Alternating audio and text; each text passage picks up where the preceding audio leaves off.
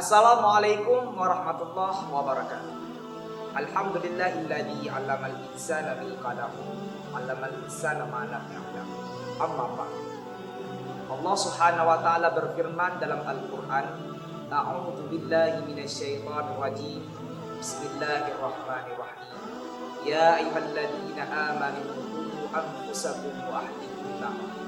Hai orang-orang yang beriman, jagalah dirimu dan keluargamu dari api neraka. Menjaga keluarga dan diri kita sendiri dari api neraka merupakan sesuatu yang diwajibkan kepada setiap manusia. Kenapa demikian? Karena sesungguhnya kita itu akan celaka ketika meninggalkan generasi tanpa dengan ilmu pengetahuan, ketika meninggalkan anak-anak kita tanpa dengan ilmu dan bekal agama. Karena anak itu memang rezeki bagi kita semua, tapi anak juga dapat membawa malapetaka bagi kita semua. Dikisahkan seorang orang tua yang imannya bagus, sholatnya bagus, sedekahnya bagus, zakatnya selalu ada. Ketika ditimbang pada suatu hari, ketika ditimbang pada hari kiamat, maka imannya sangat banyak, amal kebaikannya melebihi semua. Sedekah, salat, puasa, semua yang kewajiban dia lakukan dan yang sunat pun dia lakukan. Amal kebaikan sangat banyak dibandingkan amal keburukan dia. Maka orang tua tersebut diperintahkan kepada dia untuk masuk ke dalam surga karena amal kebaikannya banyak. Tatkala datang hisabnya seorang anak dan orang tua tadi, anaknya ketika dihisab, amal kebaikannya sedikit pun tidak ada, malah amal keburukan yang lebih banyak. Kamu pernah sholat? Enggak. Puasa? Enggak. Zakat? Juga enggak.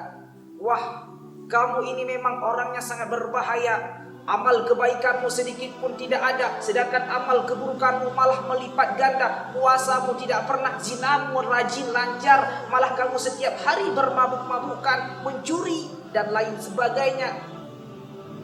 Kamu karena amal kebaikanmu sedikit pun tidak ada, maka kamu masuk dalam neraka. Anak ini protes. Saya masuk neraka, tapi orang tua saya masuk dalam surga. Aku zina, aku mabuk, aku mencuri, aku tidak tahu apa-apa, tidak sholat, tidak bersedekah, tidak baca Al-Quran. Bukan karena kemauanku, justru karena orang tuaku tidak pernah memberitahuku. Aku zina di hadapan dia, didiamin saja. Aku mencuri di depannya, dia biarkan saja. Malah aku bermabuk-mabukan di hadapannya, tidak pernah dia menegurku. Maka jika aku masuk ke dalam neraka, mari orang tuaku juga ikut bersamaku ke dalam neraka. Itulah sebabnya kita sebagai umat manusia, orang Islam, orang yang beriman, kita itu harus menjaga diri kita dan keluarga kita dari api neraka.